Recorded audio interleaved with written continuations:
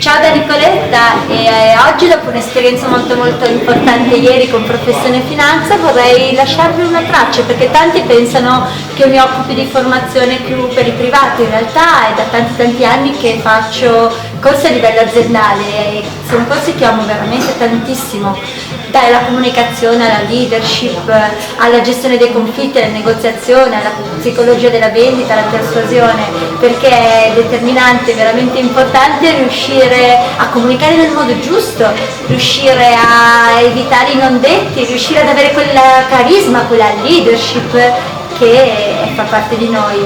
E il messaggio di questa pillolina è questo: sii sempre sincero. Sai da dove arriva il termine sincero? Deriva dagli antichi. Gli antichi, quando sbagliavano nello scolpire una statua, per evitare di dover rifare tutta l'opera, mettevano una cera, e la cera celava l'inganno, l'inghippo. E cosa vuol dire allora nella nostra quotidianità? Sii sincero, togli la cera, sii te stesso, perché se tu vuoi mettere la cera su ciò che non va di te, prima o poi la cera si scioglie e la tua energia è tutta investita a nascondere ciò che non è.